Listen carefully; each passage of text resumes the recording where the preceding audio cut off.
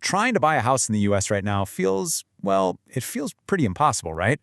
But what if I told you the latest thing making it even harder has nothing to do with inflation or inventory, but everything to do with the diplomatic fight over Greenland? Yeah, I know, it sounds completely unrelated, but it is very, very real. So you've got to be asking, how on earth does a high-stakes political showdown over an island way up in the North Atlantic Somehow find its way inside your mortgage payment? It seems like there's no connection, but as we're about to see, the financial chain reaction is real, and it's hitting home buyers right where it hurts. And look, this isn't just some abstract theory. We saw it happen. Just when it looked like we were finally getting some relief, rates had hit a 3-year low, this dispute pops up and bam, they jump 14 basis points. Now that's just 0.14%, but it was enough to shove the average 30-year fixed rate right back up to 6.21%. So what happened? Well, it all kicks off with a geopolitical bombshell that sent some serious shockwaves through the global markets.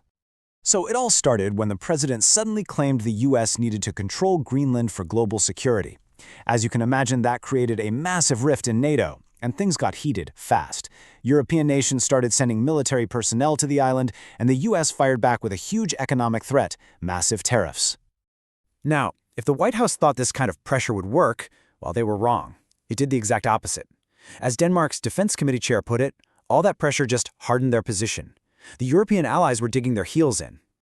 And this wasn't just diplomatic chatter. These threats got very real very fast. The U.S. threatened tariffs of up to 25%. The EU shot back, talking about over $100 billion in counter tariffs, and maybe even a move that could put $8 trillion in U.S. assets at risk. This was no longer just talk. This was a tangible, market-moving danger. Investors saw the writing on the wall and just ran for the exits. The result was a huge sell-off that gave Wall Street its worst day since October 2025. You can see it right here. The Dow, the S&P 500, the NASDAQ, they all took a nosedive as investors just dumped anything that looked risky. Okay, so a political fight causes a market sell-off. We get that. But how does that chaos translate into the one number that you, as a homeowner or a buyer, actually care about? Let's connect those dots. It all comes down to this one number, the 10-year Treasury yield. This is one of the most important benchmarks in the entire financial world, and it's pretty much the primary driver of the mortgage rates you see advertised everywhere. This lays out the chain reaction perfectly. It's actually pretty simple. First, you get the NATO tensions over Greenland. That creates fear, so nervous investors sell off risky stuff like stocks. All of that uncertainty pushes the 10-year Treasury yield higher. And finally, since mortgage rates are basically tied to that yield, they climb right along with it. A straight line from geopolitics right to your pocketbook. And why does this matter so much? Well, as Janine Thomas says here, it all comes down to affordability. Higher rates mean a higher monthly payment. And that can price thousands of potential buyers right out of the market. It's really that simple. Okay, but here's where the story gets really interesting. At the exact same time the Greenland dispute was pushing rates up, the White House was actively trying to force them down. I mean, let's be honest, mortgage rates are always on a roller coaster. We saw them plunge during the pandemic and then spike with inflation. But the reason for this latest jump is what makes this whole story so unusual. The administration's big plan was to get rates below 6% for the first time since 2022.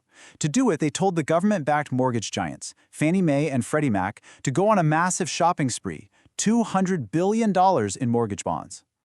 So what were they buying? They're called mortgage-backed securities, or MBS. Now, don't let the name scare you. Just think of them as big bundles of home loans all packaged together. The only thing you need to know is this: when demand for these bundles goes up, the interest rates on the mortgages inside them tend to fall. And that gives us this perfect picture of a giant tug of war. On one side, you've got the government trying to pull rates down with a $200 billion cash injection, and on the other side, you have all this intense market fear from the Greenland fight pulling rates right back up.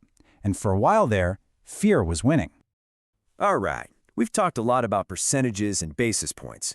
But what does this actually mean in dollars and cents for a family in America trying to buy a house? Let's go back to that number. The rate jump from this whole mess was just 0.14%. It sounds so tiny, almost insignificant. But when you apply that tiny number to the biggest purchase of your entire life, it gets very big very, very quickly. Just look at this table. It shows you the real-world impact. In a state like California, that tiny jump adds about $70 to your monthly payment. Over the life of the loan, that's an extra $23,000. Even in Iowa, where homes cost less, it's still an extra $35 a month, which adds up to almost $13,000 in extra interest. I mean, that's a new car or a big chunk of a college fund, just gone. So after all that turmoil, where do things stand now? Is there any relief in sight for home buyers who got caught in this geopolitical crossfire? Well, there is a glimmer of hope. In late January, the president announced that a framework agreement had been reached, and, this is the crucial part, they withdrew the tariff threat. We still don't have all the details, but just de-escalating the situation is exactly what the markets and home buyers wanted to hear. And that leaves us with the big question. Was this all just a temporary blip? A crazy political storm that rocked the housing market for a minute? Or does this signal a new reality? One where global power plays can directly and immediately impact your ability to afford a home?